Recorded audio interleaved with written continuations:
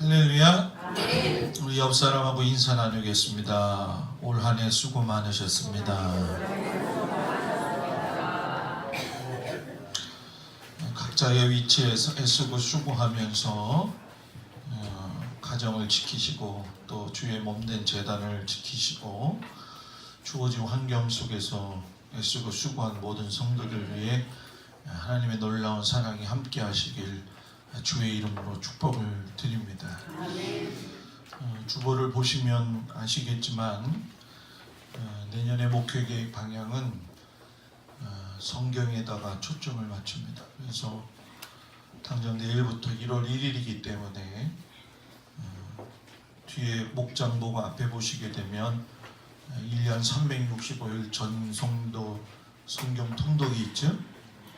1일날 월요일날은 창세기 1장 2장 읽으시면 천지창조 심히 좋으신 하나님의 마음이 담긴 내용이 창세기 1장 2장이다. 그리고 통포인트 전체적인 핵심이 뭐냐, 최초의 진정한 설계자이시며 디자이너이신 창조주 하나님께서 창조의 설계도를 펴시며 기뻐하십니다.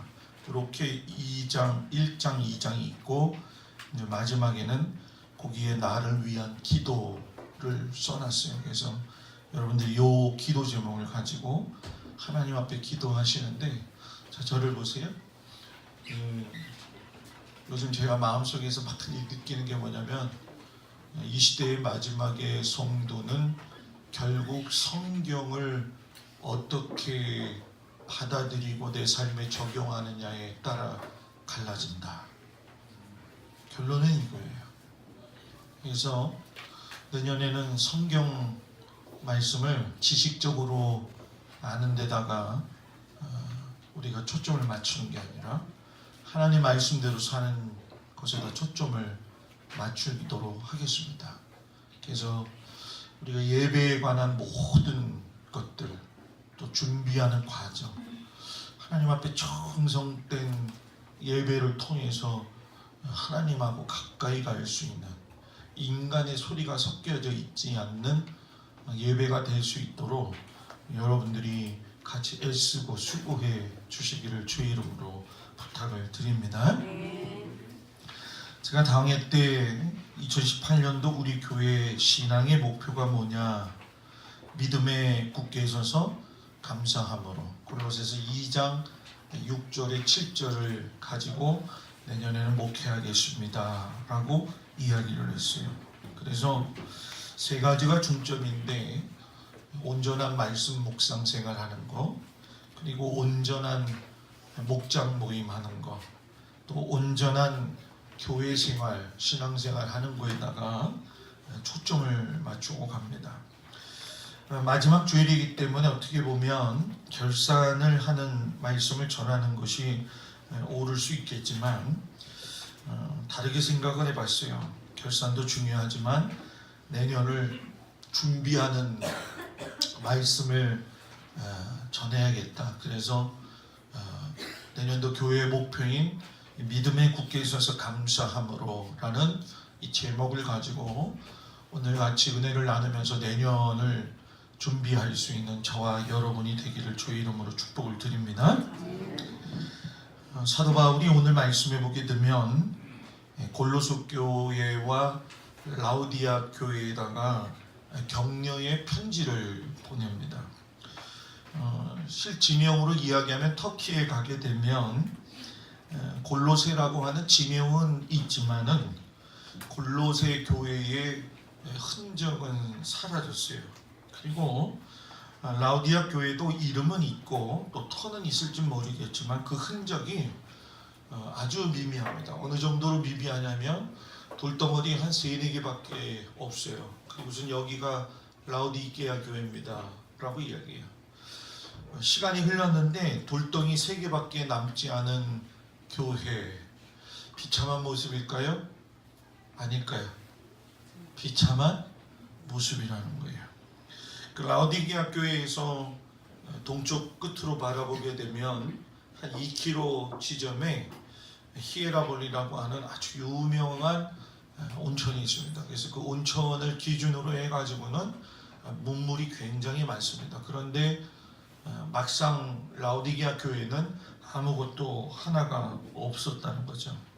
자, 이렇게 골로새 교회든 라오디게아 교회든 역사 속에서 흔적을 찾아볼 수 없는 이 교회를 향해서 왜 바울이 그 당시에 격려의 편지를 썼을까? 이 점을 우리가 생각을 해봐야 돼요. 라오디게아 교회가 골로새 교회가 격려의 편지를 받았지만 실질적으로 지금 남아있는 것이 있다고 했어요? 없다고 했어요? 없다고 했어요. 자, 그러면 라오디게아 교회와 골로새 교회가 그렇게 격려를 받았는데도 불구하고 흔적이 남아있지 않다라는 건 분명한 이유가 있는 거예요. 그거를 여러분들한테 두 가지로 이제 이야기하겠는데, 교회가 사라진 첫 번째 이유 중에 하나의 외적인 환경이 있었어요. 그건 뭐냐면 로마 제국에 의해서 다스림을 받을 적에 황제가 주인 행세하는 그 제국에 살면서 예수 믿는 사람으로서 불이익당하고 소외당하고 수치와 모욕을 당하는 일에 타협점을 찾았기 때문에 교회가 없어진 거예요. 두 번째는 내적인 위협이 있었는데 거짓 철학이에요. 이방인들이 가지고 있었던 거짓된 종교 철학, 그리고 하나님을 알고는 있지만 말씀대로 살지 아니하고 하나님의 지혜를 무시했던 반종교적 성향이 가지고 그들이 신앙생활을 했기 때문에 교회의 흔적이 뭐예요? 하나도 안 남았다는 거예요.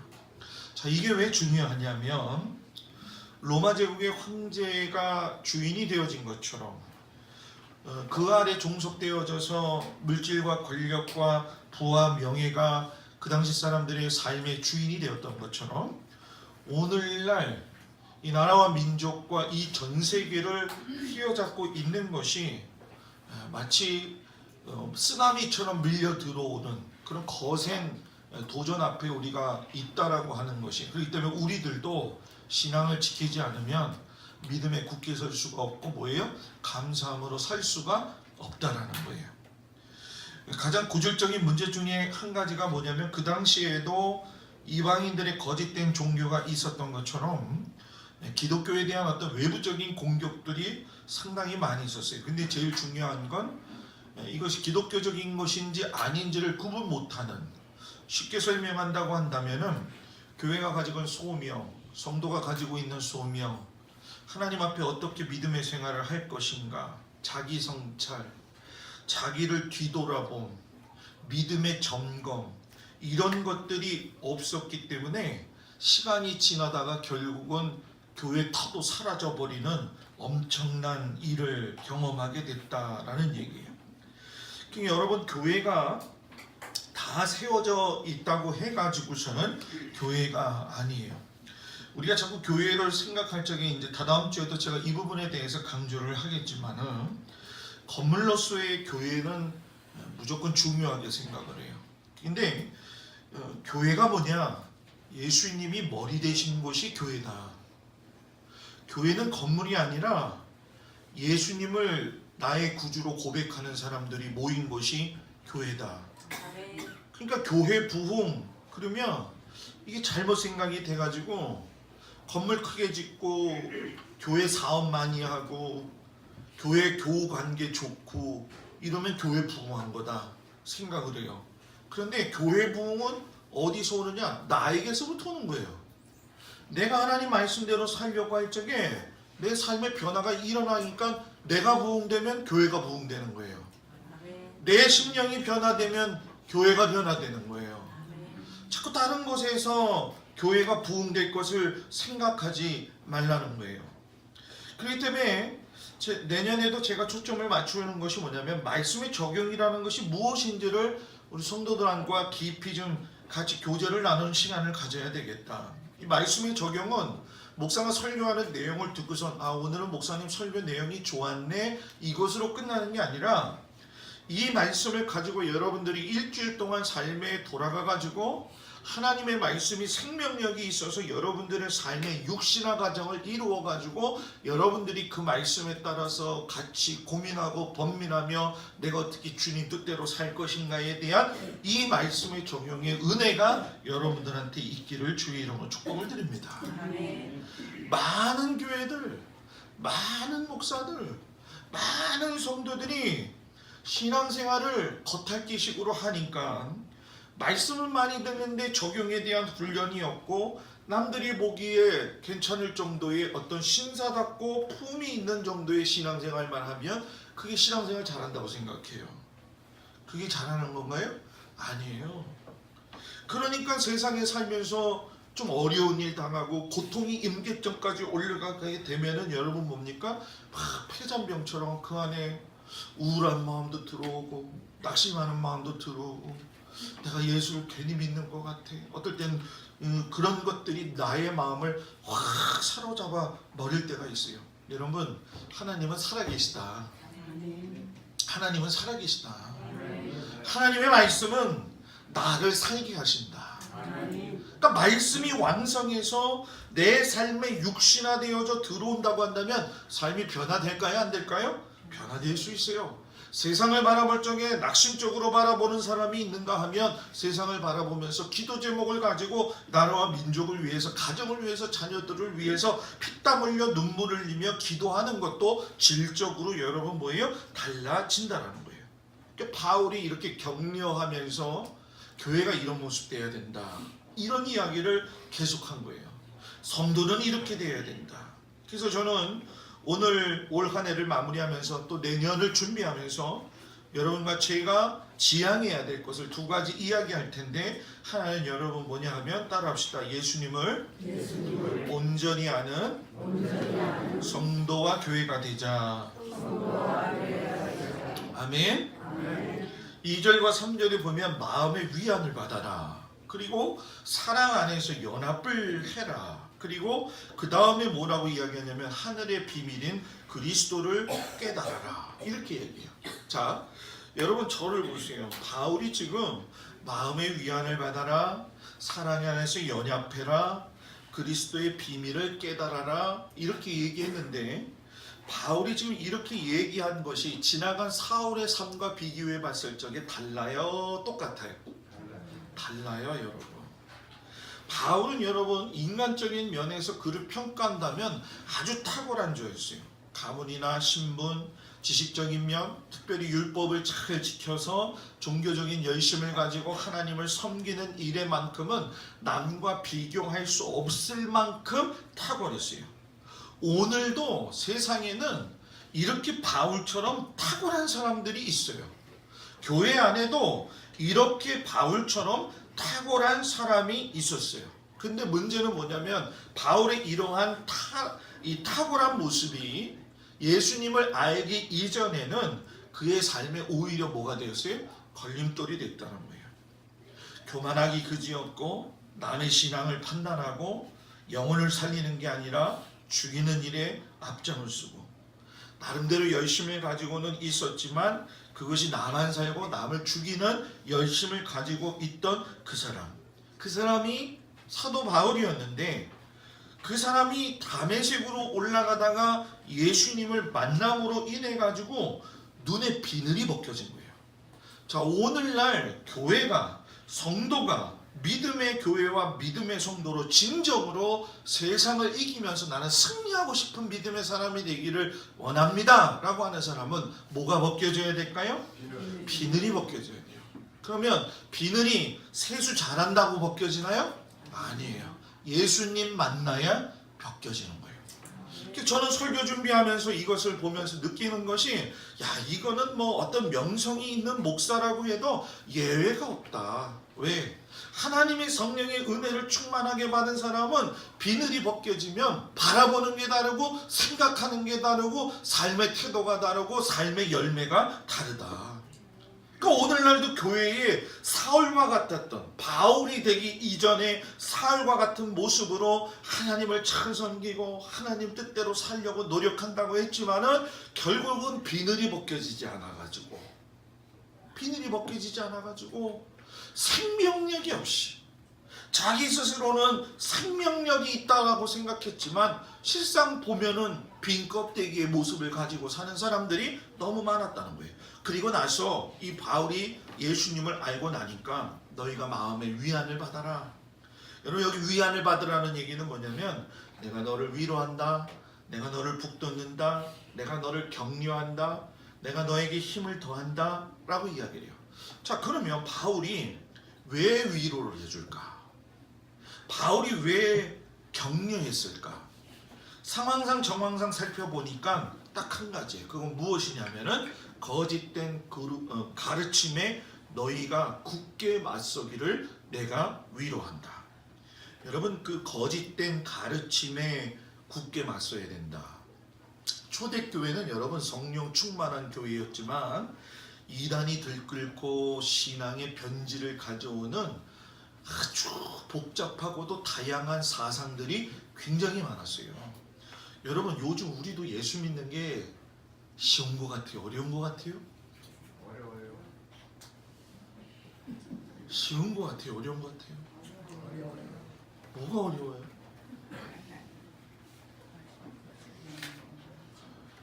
예수 믿는 건 쉬워요. 예수님 말씀대로 사는 게 어려운 거예요. 텔레비 틀면 성경 말씀 전하는 목사들이 한둘 나와요? 설교집이 한두 개예요? 성경 공부가 한두 개예요? 읽어서 앉으면은 손에 닿을 수 있는 게 전도지예요. 예수 믿는 건 너무 쉽다.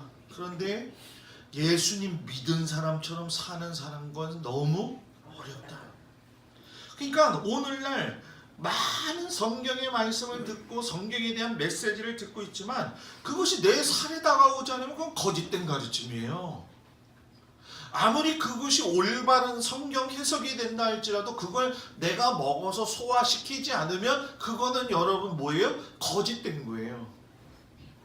그러니까 바울이 너가 거짓된 가르침에 굳게 맞서라. 맞서야 될 상대를 바로 알라라는 거예요. 하나님과 맞서지 말고 공동체로 불러주신 형제들과 맞서지 말고 하나님을 알지 못하는 내 눈에 있는 이 보여지지 못하도록 만들고 있는 이 비늘들을 하나님 다 벗겨주시옵소서. 내년에는 여러분들의 영적인 이 눈의 비늘들이 다 벗겨져서 하나님의 말씀이 막 꿈틀꿈틀 살아와가지고선 여러분들의 삶에 엄청난 영향을 줘가지고 좀 뭔가 변화되어진 삶의 모습들이 나타나는 은혜가 있기를 주의 이름으로 축복합니다. 그리고 바울이 뭐라고 이야기합니까? 사랑 안에서 뭐예요? 연합하라. 사랑 안에서 연합하는데 누구의 사랑? 예수의 사랑. 연합하다라는 건 여러분 사람의 몸이 인대와 힘줄이 하나가 되어져서 연결된다는 거예요. 이건 일치된 능력을 이야기하는 거예요. 여러분, 거짓된 가르침과 거짓된 신앙의 삶은 본능적으로 분리와 분열을 일으키는 것이 사실이에요. 사람은 혼자 사는 존재가 아니에요. 물론 이제 가끔씩 우리 장로님들하고도 이야기하면서 그런 이제 제가 어드바이스 받을 때가 있어요. 교회도 인간관계 아닌가. 그런데 제가 그 말에 동조하면서도 또 동의하면서도 한 가지 더 깊게 생각하는 것이 있어요. 그건 뭐냐면 교회에서 인간관계는 성령 안에서 다스림 받을 때 온전할 수 있다. 아멘. 그래서 여러분, 이 성령 안에 다스림 받는다는 얘기는 결국 뭐예요? 사랑하는 일에 내가 수고해야 된다는 거예요. 사랑하는 일에 수고해야 된다. 누가 할 수가 있어요? 사랑 안에서 예수의 사랑을 받아본 사람이 사랑할 수 있는 거예요. 사랑을 안 해본 사람은 사랑을 할 수가 있어요, 없어요? 할 수가 없어요. 여러분들이 예수님의 사랑을 진짜 받아본 사람이라고 한다면 성도의 사랑을 목사가 가르치지 않아도 어떻게 남편을 사랑해야 되는지, 어떻게 성도를 사랑해야 되는지 그건 여러분 가르치지 않아도 알아요. 왜? 하나님은 성령님이시기 때문에 그 은혜를 경험한 자들을 통해서 분명히 뭐예요? 이루어 가시는 은혜를 경험하게 하신다는 거예요. 그래서 저는 우리 사랑하는 성도들이 세상이 지혜 박는 것도 중요하지만 정말 여러분들이 세상에 밝는 것보다도 더 밝아야 될 것이 있는데 지혜와 지식의 모든 보화가 되시는 예수님에게 밝은 사람들이 되길 주의 이름으로 축복합니다. 두 번째, 따라합시다. 삶의 주권이 이양되는 믿음을 가져라. 5절의 말씀에 보니까 이는 내가 육신으로는 떠나 있으나 심령으로는 너희와 함께 있어 너희가 질서 있게 행함과 그리스도를 믿는 너희 믿음이 굳건한 것을 기쁘게 봄이라.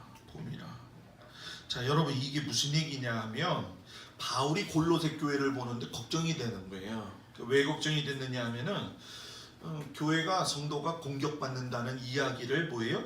들었다는 거예요. 그러면서 그 공격받는 그들한테 뭐라고 이야기하냐면 교묘한 말들이 너희를 속이지 않게 하라 이렇게 얘기를 해요. 이 얘기는 교묘한 말로 너희를 속이지 못하게 하라는 것은 교묘한 상태로서 공격을 받고 있다는 거예요? 안 받고 있다는 거예요? 받고 있다는 거예요. 자, 그때 가지고 있는 시대적 정신을 본다고 한다면 그리스 철학, 로마 신학, 그리고 여러분 뭡니까? 헬라 철학의 바탕을 두고 있는 신앙들, 그리고 유사 기독교의 형태의 모습들이 비일비재하게 일어났다는 거예요. 자, 쉽게 얘기하면 기독교하고 비슷한 신관들을 많이 가지고 있었어요. 여러분, 하나님이 기독교에서 말하는 하나님만 하나님으로 보는 게 아니에요. 세상 사람들이 좋아하고 섬기는 걸 하나님과 동급으로 여기는 것도 하나님을 갖다 뭐예요? 변질시키는 거예요. 그래서 여러분, 하나님을 내 자신이 하나님 되는 경우도 많이 있는 거예요, 여러분. 이거를 정확하게 볼 수 있어야 된다는, 이것이 교묘한 것이고 이것이 우리들의 마음을 갖다가 여러분 뭐예요? 흔들어 놓음으로 인해서 세상과 동화시키게 만들고 정당화시키게 만드는 거죠. 그러니까 유사 기독교가 되어지게 되면 비슷한 것 같지만 뭐예요? 다르다는 거예요. 그러니까 앞으로 교회가 닥쳐야 될 여러 가지 많은 문제들. 자, 여러분들이 지금 신앙생활 하면서 부딪히고 있는 문제들, 뭐 미국 같은 경우에도 여러분 그 케이크 만드는 사람이 감옥에 들어갔잖아요. 감옥에 들어간 이유가 뭐냐면은 동성결혼하는데 동성결혼 축하하는 케이크를 좀 만들어 달라. 그랬더니 그 케이크를 만들어 주지를 않았어요. 그랬더니 법적으로 케이크를 만들어 달라고 했는데 만들어 주지 않았다라는 거에 대해서 동성애니까 요거 종교적 자유 침해, 이런 시대에 우리가 여러분 뭐예요? 살고 있는 거예요.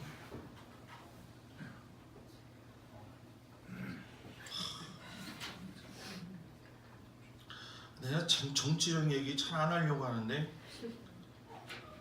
막 요번에 화가 난 게 박원순 시장, 뭐 저는 진보 좌파 그거 얘기 아니에요. 딱 한 가지 화난 거. 이제는 고등학교 학교 내에다가 미안해요, 정말 미안해요, 콘돔을 설치해 놓는다. 이게 우리나라죠. 이게 우리나라. 이게 그냥 다 혼란스럽고 거짓되고, 그러니까 교회도 거짓된 것들이 판을 치는 거예요. 예수를 믿는 것이 구속사 사건을 통해서 구원받았고 그 오직 나의 구원자가 되신 예수님을 갖다가 희석을 시켜가지고 그냥 거룩하게 선한 행위하고 양심 통해서 잘하면 신앙생활 잘하는 거라고. 그게 잘하는 거예요? 예수에 대한 구주의 고백이 없고 예수에 대한 말씀의 생활화가 없는 사람이 돈 벌어가지고서는 얼마 기준하고, 이번에 송파구에서 5천만 원짜리 3개를 갖다가 1억 5천만 원 자선 낭비해 놓았어요. 광주에서는 6천만 원 넣었대요. 그 사람들이 예수를 믿는지 안 믿는지 그건 몰라요. 중요한 건 여러분 뭡니까? 그것이 선한 지표가 되고 있다는 거예요. 선한 지표가 되고 있다는 거예요. 하나님의 말씀이 학문적 지식적 탐구 가치가 되어져 가지고 큰 교회 가면 성경 공부 열심히 배우고 하죠. 그래서 성경을 너무너무 잘 알아요. 뭐 그냥 단추 하나만 누르면 창세기부터 출애굽기, 레위기에서 요한계시록까지 잘잘잘잘 나요. 이렇게 얘기하다 보면 잘잘잘잘 나요. 근데 문제는 뭐냐? 나오는 거하고 사는 거하고는 다르잖아요. 그죠? 너희가 그리스도 예수를 주 안에 받았으면 그 안에 뿌리 박으며 세움을 받아 교훈 받은 대로 믿음에 굳게 뭐예요? 서서 내 삶의 주권을 예수에게로 이양시키는 사람. 내가 결정 내려야 될 것 같지만 하나님 앞에 한 번 더 물어보고 내 삶의 주권을 이양시킴으로 인해서 내가 세상에 살고 있지만은 세상의 방법이 아닌 얕은 믿음이 아닌 그저 한순간에 무너질 수밖에 없는 그런 적은 신앙의 모습이 아니라 고상하게 보일지라도 또는 어떨 때는 좀 부족해 보일지라도 어떨 때는 좀 돈이 없다 할지라도 어떨 때는 좀 연약해 가지고서는 육신에 아픔이 있다 할지라도 예수 하나만 가지고선도 내가 내 삶을 살아갈 수 있다고 한다면 그건 큰 은혜가 아니겠냐는 거예요. 예수님을 오늘 나는 어떻게 생각하고 있는가? 여러분 제가 요즘 두 가지 생각을 했어요. 하나는 뭐냐? 감사하는 성도는 예수님하고 멀어지지 않는다. 아멘. 두 번째, 나이가 들고 예수를 오래 믿으면 순종을 더 잘해야 한다. 아멘. 절대 불변의 진리의 법칙이더라고요 이게. 그래서 제가 하나님 앞에 기도했어요. 하나님, 전 내년에 성경 말씀 어떻게든 성도들한테 가르치는데 때로는 이게 십자가가 될 수 있고 때로는 당근이 될 수도 있고 때로는 채찍질이 될 수도 있어요. 그러나 여러분들 저 좀 보세요. 내년에는 예배드릴 적에 준비하는 거, 우리가 적어도 15분 전에 와서 예배당에 다 준비하는 거, 이거 실천하고, 두 번째 뭐냐, 예배를 드릴 때 뭐 핸드폰 뭐 이런 거 다 끄고 그냥 온전히 하나님 앞에 집중하는 거. 여러분들 소리는 들리지 말고 목사의 말씀, 하나님의 말씀만 들려지는 예배. 교회가 기도가 왕왕왕왕 나오는 교회. 목사님, 나 있잖아요, 하나님 말씀 너무 배우고 싶은데요, 미치겠어요. 나 혼자라도 좀 가르쳐 주세요 라고 나올 수 있는 성도가 있는 교회. 아멘. 내 나이가 늙어서 뭐 들어도 잘 몰라요. 목사님, 시간이 없어요. 바빠서요. 그게 아니라 목사님 나 성경 너무너무 알고 싶어요. 그 말씀대로 살고 싶어요. 나 혼자라도 좋으니 좀 가르쳐 주세요 라고 매달릴 수 있는 여러분이 한 명이라도 나오길 저는 끈질기게 기도하겠습니다. 아멘. 사랑하는 여러분, 내년에 주님 주신 은혜 따라합시다. 믿음에 굳게 서서 감사함으로 옆 사람 보면서 승리합시다. 기도하겠습니다. 우리 다 같이 일어나셔서 올 한 해 주신 은혜 감사하는 마음으로 우리가 결단 기도하겠습니다. 주님,